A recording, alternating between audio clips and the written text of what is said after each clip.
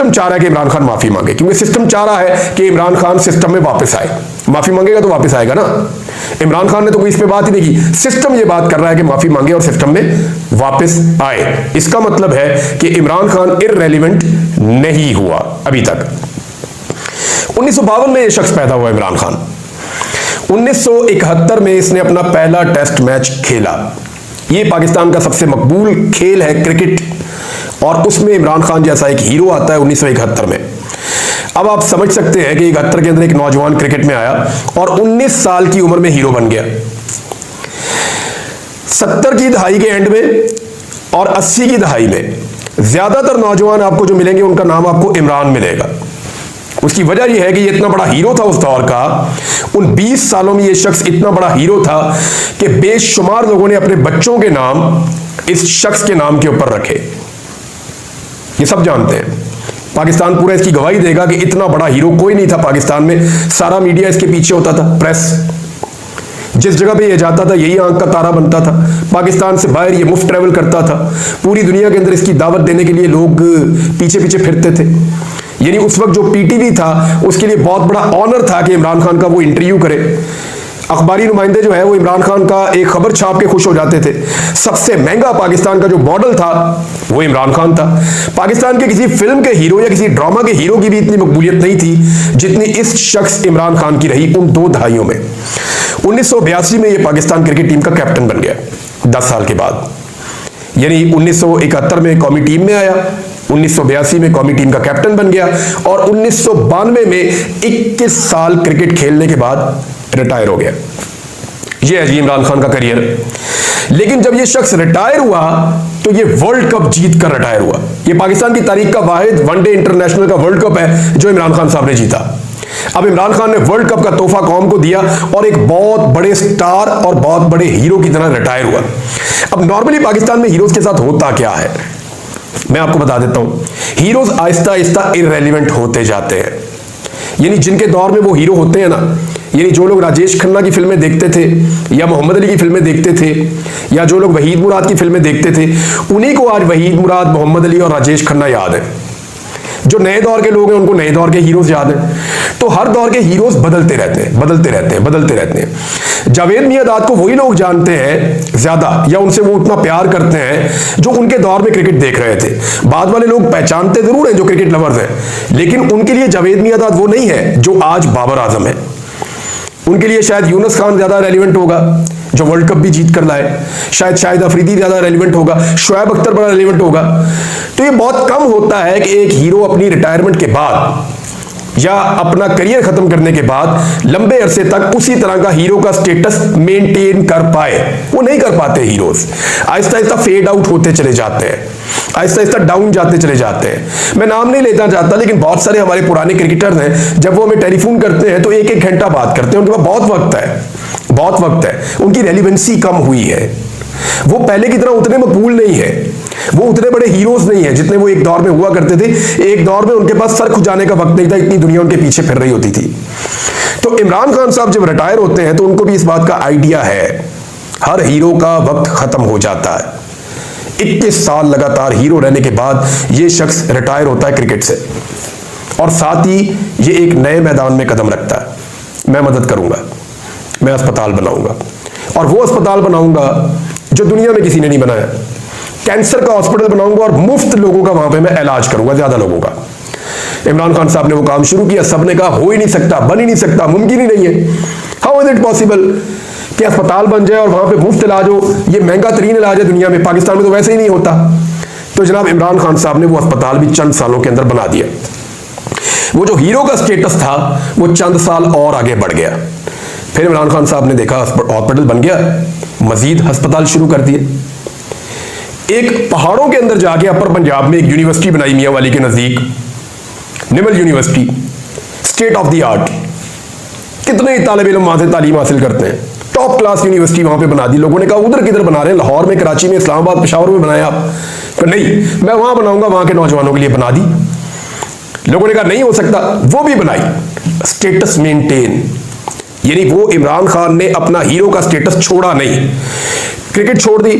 जिस तरह 2024 के इलेक्शन से 15 दिन पहले ये फैसले हो चुके थे, मौलाना फजलुर रहमान साहब ने ये बताया भी, और मौलाना फजलुर रहमान साहब ने ये बात जावेद हाशमी को भी बताई थी कि 2024 में जो इलेक्शन हुआ था फरवरी में, उससे पहले सीटें बांट दी गई थी।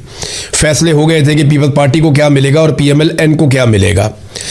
इसी तरह इन दोनों इलेक्शनों से पहले भी ये फैसला हो गया था कि गिलगित बल्तिस्तान में पीपल्स पार्टी को दिया जाएगा और कश्मीर में नवाज शरीफ को दिया जाएगा।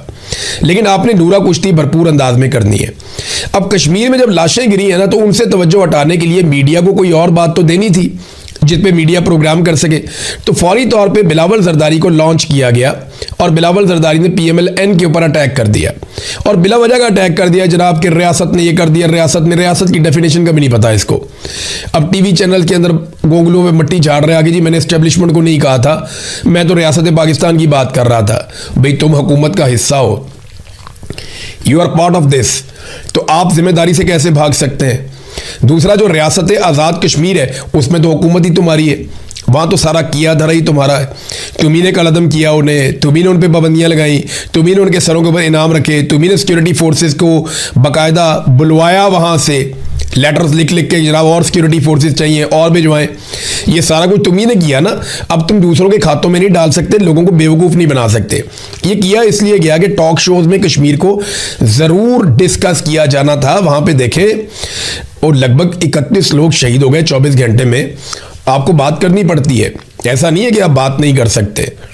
मीडिया की क्रेडिबिलिटी फारिग हो जाती है। तो बिलावल ने मीडिया को बात करने के लिए मौका दिया। ठीक है, आप आज़ाद कश्मीर पे बात करें तो आप पीपल्स पार्टी और पीएमएल-एन की लड़ाई करवा दें।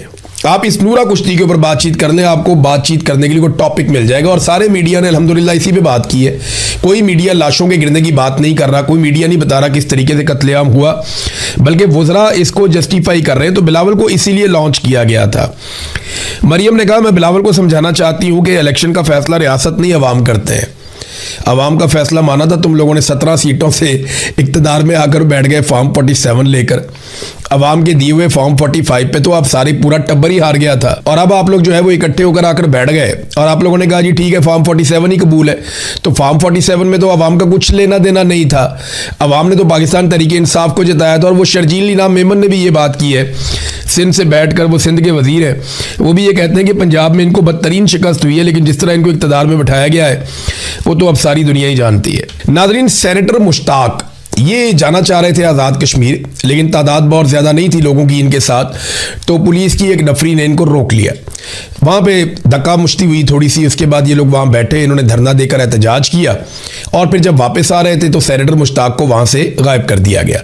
अचानक से रश लगाया गया, वहाँ पे गाड़ियाँ आ जाती हैं, बंदे आ जाते हैं, को पुलिस वाले इनकी गाड़ी पे कब्जा करते हैं और इनको लेकर निकल जाते हैं। उसके बाद से जब मैं ये वीलॉग रिकॉर्ड कर रहा हूँ तो अब तक तो सेनेटर मुश्ताक साहब का कुछ पता नहीं है। हो सकता है आने वाले चंद घंटों में आइडिया हो जाए कि उन्हें गिरफ्तार किया गया है या गायब कर दिया गया है, तो ये सूरत हाल क्लियर हो जाएगी। याद रहे, सेनेटर मुश्ताक को जो है वो इसराइल ने भी पकड़ लिया था 2 मरतबा। ये गए थे एहतजाज करने के लिए फ्रीडम फ्लोटेला के मिशन के साथ, लेकिन वहाँ पे इन्हें गिरफ्तार कर लिया गया था। नाज़रीन, बलूचिस्तान की सूरत हाल मैं आपको बार बार बताता रहता हूँ। अभी फिर सिचुएशन आप देख लीजिए कि 11 अफराद को मज़ीद खुजदार से अगवा कर दिया गया है बलूचिस्तान में, और बारखान में पुलिस के एक डीएसपी को शहीद कर दिया गया है, जबकि उनके साथ कई और साथियों को ज़ख्मी कर दिया गया है। तो बलूचिस्तान के हालात बिल्कुल भी सरकार के कंट्रोल में नहीं आ रहे, जबकि जो चीज़ें कंट्रोल होनी चाहिए वो भी ये कंट्रोल नहीं करना चाहते। यानी पेट्रोलियम मसनूआत की कीमतें आलमी मंडी में 17 से 18% तक कम हो गई हैं। 17 से 18% तक कम होने का मतलब है कि पाकिस्तान की सरकार अगर लेवी वगैरह को कम ना भी करे, टैक्सेस वगैरह को कम ना भी करे, तो फिर भी इस वक्त 60 से 70 रुपए का रिलीफ आवाम को दिया जा सकता है। लेकिन जब कीमत बढ़ानी होती है तो रोज़ाना की बुनियाद पे 10 रुपए, 20 रुपए, 30 रुपए बढ़ा देते हैं, लेकिन जब कम होनी होती है तो कोशिश करते हैं कि आखिरी दम तक कम ना की जाए। जितना ज़्यादा लोगों की जेबों से पैसा निचोड़ा जा सके वो पैसा निचोड़ा जाए। लिहाजा इसीलिए अभी तक पेट्रोलियम मसनूआत की कीमतें कम नहीं की जा रही, बल्कि थोड़ी थोड़ी करके लगातार बढ़ाई जा रही हैं। मुराद सईद ने एक वार्निंग जारी की है, वार्निंग मैं आपको पढ़ के सुना देता हूँ। उन्होंने कहा जी इमरान खान की हुकूमत गिराकर 3 साल इमरान खान को बदतरीन कैद में डालकर पाकिस्तान के चप्पे चप्पे में जो आग लगा दी गई है, कोयटा से कश्मीर तक, इस्लामाबाद से मुरीद के तक, जैसे अपने लोगों पर इन्हीं की हिफाजत के लिए मुहैया की गई बंदूकों से, उन्हीं के पैसों से खरीदी गई गोलियों से, उन्हीं का खून बहाकर उन्हीं के देश को लहूलुहान किया जा रहा है, जैसे खैबर पख्तूनख्वा से बलूचिस्तान तक को अपने मकासद के हुसूल के लिए आग के दहाने पर पहुंचा दिया गया है। यह सिर्फ और सिर्फ इस बात की तस्दीक करता है कि रजीम चेंज की साजिश सिर्फ इमरान खान को हटाने की साजिश नहीं थी, यह मुल्क तोड़ने का सौदा था। आसिम मुनीर और इसके मातहत टोले ने पाकिस्तान को जिस आग में झोंक दिया है, पाकिस्तानी कौम को फैसला करना होगा कि हमने एक एक करके अपनी बारी का इंतज़ार करना है या एक ही बार और मुत्तहिद होकर इस अफरियत से निजात के लिए तको-दो करनी है।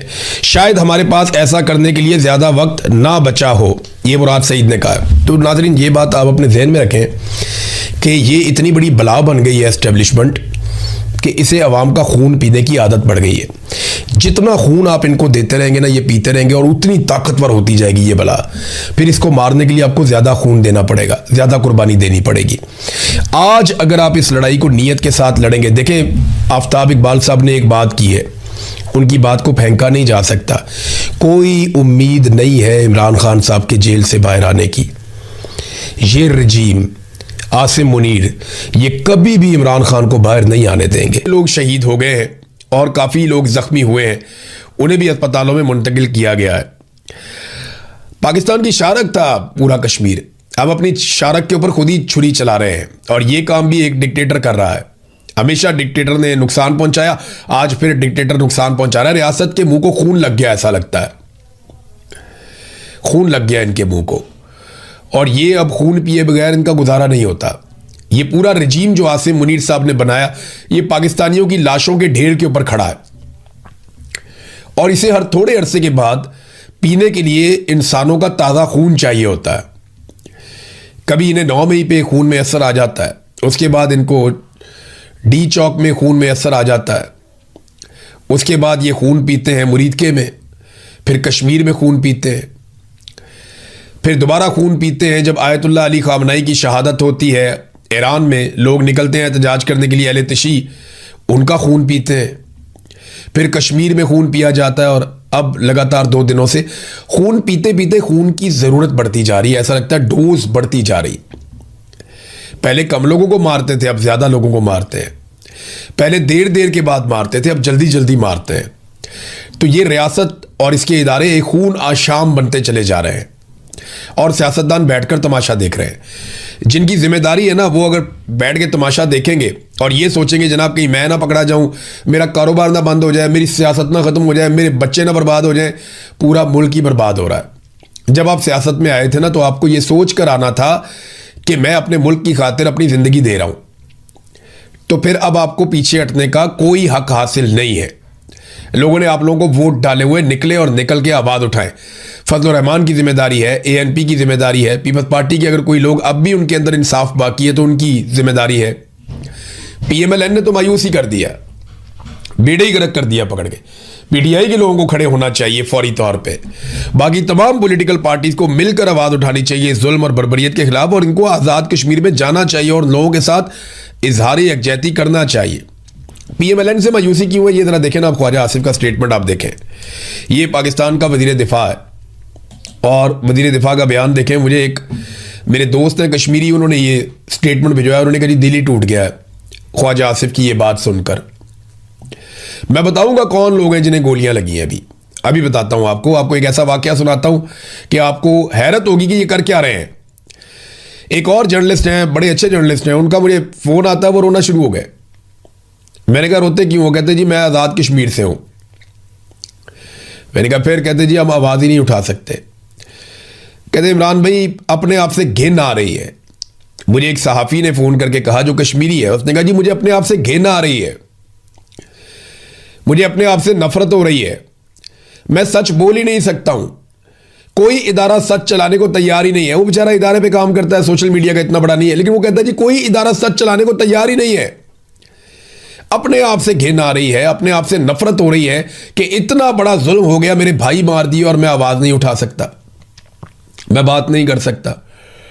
तो मैंने कहा हम उठाएंगे आपके हिस्से की आवाज़ भी, ये बोझ हम उठाएंगे, हम जोर लगाएंगे, और एक वक्त आएगा इंशाल्लाह आप सब बोलेंगे, एक वक्त आएगा आप सबको बोलना पड़ेगा, लेकिन जब सब मिलकर बोलेंगे तो फिर जुल्म नहीं हो पाएगा।